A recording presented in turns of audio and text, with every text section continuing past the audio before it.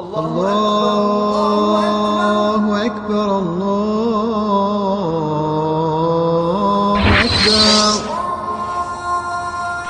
الله أكبر الله أكبر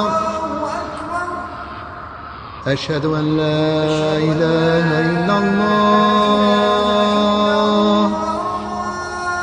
أشهد أن لا إله إلا الله أشهد أن محمدا رسول الله أشهد أن محمدا رسول الله حي على الصلاة حي على الصلاة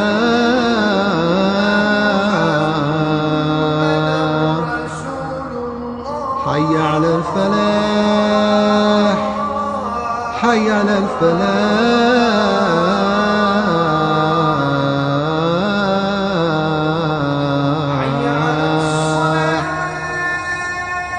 الله أكبر الله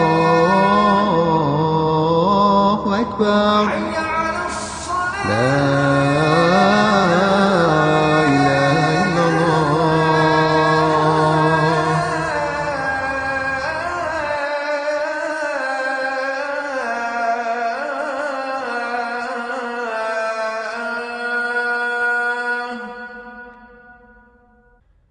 حي على الفلاح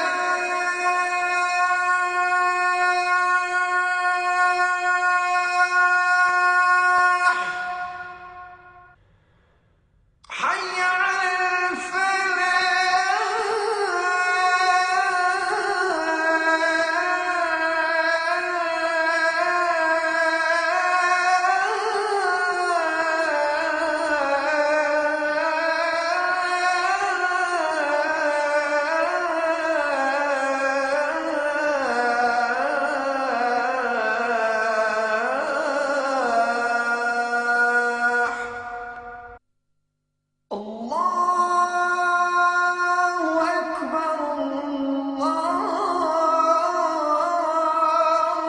الله أكبر الله أكبر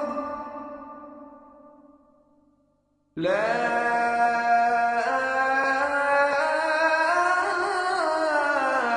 إله إلا الله. Le déterminisme énonce que chaque occurrence dans la nature est la causalité d'un événement précédent ou d'une loi naturelle, et ainsi qu'il y aura toujours une cause précise expliquant un événement quel qu'il soit. En effet, c'est ce que prétend le déterminisme.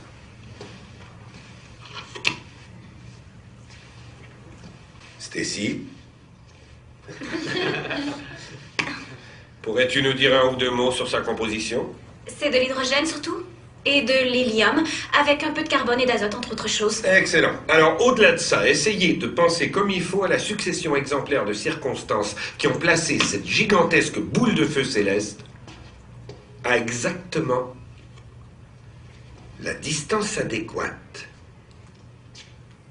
de notre merveilleuse petite planète pour que la vie s'y développe. Et pour que vous puissiez passer tant de belles heures à écouter tout ce que je raconte.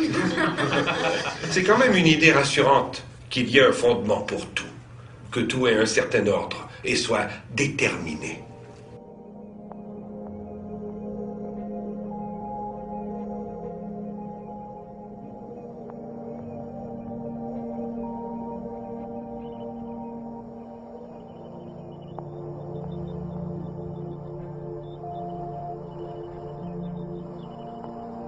Toutes les propriétés de l'univers qu'on voit maintenant est déterminée par ce qu'on appelle des constantes physiques, donc des nombres, une quinzaine, hein, il y a une quinzaine environ, des nombres dont on mesure exactement la valeur dans les laboratoires, mais dont on n'a aucune théorie pour expliquer pourquoi ils ont telle ou telle valeur.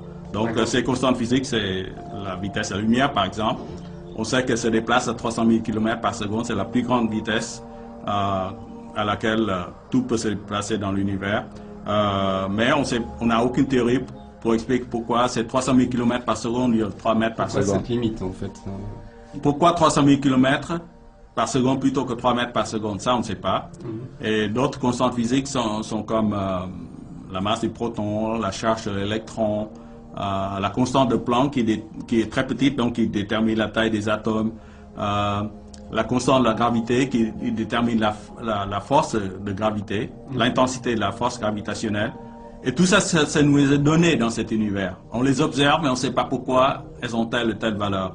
Et ça détermine entièrement les propriétés de l'univers. Par exemple, notre poids, notre hauteur, la couleur de ces fleurs, la taille de la plus haute montagne sur Terre, l'Himalaya par exemple, la taille de la Terre, tout ça, ce sont les constantes physiques qui déterminent tout ça. Et on s'est aperçu que ces constantes physiques ont été réglées de façon extrêmement précise pour que la vie apparaisse.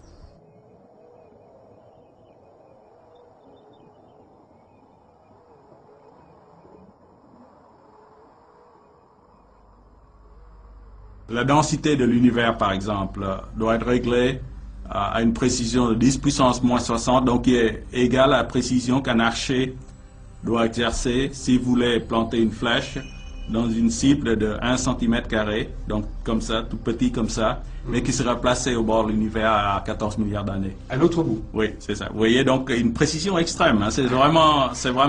Alors Impossible.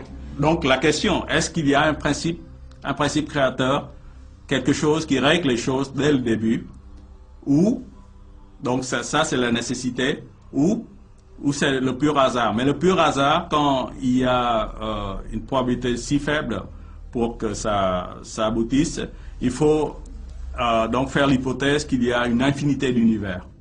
Un univers prédéterminé.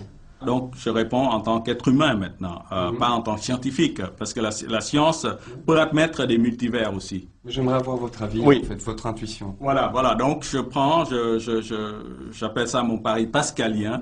Et bien sûr, je pense que l'univers est... il y a un principe créateur qui a réglé ça tout le début. Et je pense qu'il y a un univers unique parce que c'est mon intuition. C'est difficile de croire quand je vais au télescope, par exemple, de voir toute cette harmonie, cette beauté, cette organisation, de croire que tout est hasard, que rien n'a de sens et que nous sommes là par hasard, que toute cette architecture cosmique est faite par hasard. Bismillahirrahmanirrahim. الحمد لله الذي خلق السماوات والأرض وجعل الظلمات والنور ثم الذين كفروا بربهم يعدلون ما لكم لا ترجون لله وقارا وقد خلقكم أطوارا ألم تروا كيف خلق الله 7 سماوات طباقا وجعل القمر فيهن نورا وجعل الشمس سراجا والله أنبتكم من الأرض نباتا ثم يعيدكم فيها ويخرجكم إخراجا والله جعل لكم الأرض بساطا لتسلكوا منها سبلا فجاجا. Une de ces conditions est la distance entre la Terre et le Soleil. La Terre n'aurait pas supporté la vie si elle avait été aussi proche du Soleil que Vénus ou aussi loin que Jupiter. Quand on contemple l'univers dans son ensemble, trouver un intervalle de température aussi étroit que celui de la Terre relève du presque impossible, car les températures dans l'univers varient entre des millions de degrés dans les étoiles les plus chaudes jusqu'au zéro absolu, qui correspond à une température de moins 273 degrés Celsius. La vie, comme nous le savons, est possible dans un intervalle de température très mince. Cet intervalle est peut-être 1 à 2% de l'intervalle entre une température de zéro absolu et la température de la surface du Soleil. Le maintien de cet intervalle thermal est lié aussi bien à la quantité de chaleur que le Soleil diffuse qu'à la distance entre la Terre et le Soleil.